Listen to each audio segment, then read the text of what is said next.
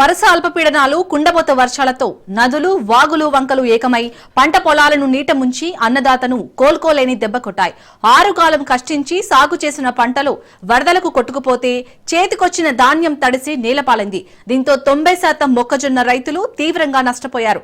మరోవైపు ఎప్పుడూ లేని విధంగా సాగునీటి ప్రాజెక్టులు పూర్తిగా నిండాయి. మరోవైపు ఎగువ నుంచి భారీగా వస్తున్న వరద జలాలను దిగువకు వదిలి కృత్రిమ వరదలకు కారణమయ్యారు జలవనరుల శాఖ అధికారులు. మొన్నటి వరకు వర్షాలు లేక ఆకాశం వైపు ఆవేదనతో చూసిన అన్నదాత నేడు కుండపోత వర్షాలు కురిపిస్తుండటంతో అదే ఆకాశం వైపు చూస్తూ రోధిస్తున్నాడు. వస్తే వట్టి కరువు లేకుంటే పచ్చి కరువు అంటూ నీట మునిగిన పంట పొలాలను చూస్తూ రైతన్న కన్నీరు పెడుతున్న విషాద సంఘటన నంద్యాల జిల్లా ఆత్మకూరు రెవెన్యూ డివిజన్లో చోటు చేసుకుంది.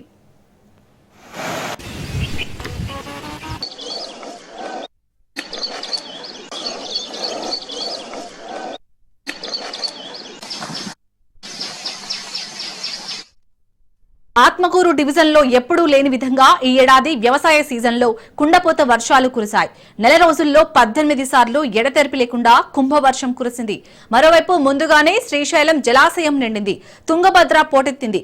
దీంతో రాయలసీమ సాగునీటి ప్రాజెక్టుల ముఖద్వారం పోతిరెడ్డుపాడు నుంచి Telugu Ganga, Galeru Nagari, KC escape channel, Handrineeva, Kundu, Bhavanasini, Siddapuram ఎత్తిపోతల ప్రాజెక్టులకు భారీగా వరద నీరు చేరింది. అయితే వెలుగోడు జలాశయం స్పిల్వే నుంచి గాలేరు ద్వారా కుందు నదికి 15 రోజులుగా అధిక మొత్తంలో వరదను దిగువకు విడిచిపెడుతున్నారు. మరోవైపు బాణకచెర్ల కాంప్లెక్స్, కేసీ ఎస్కేప్ ఛానల్, నిప్పుల వాగు నుంచి తుంగభద్ర వరదను, అదే సమయంలో ఎస్ఆర్ఎంసీ నుంచి గాలేరు నగరి వరద గేట్ల ద్వారా అవుక్కు జలసం నుంచి కడప గండికోటకు వచ్చిన వరదను వచ్చినట్లు దిగువకు విడిచిపెడుతున్నారు.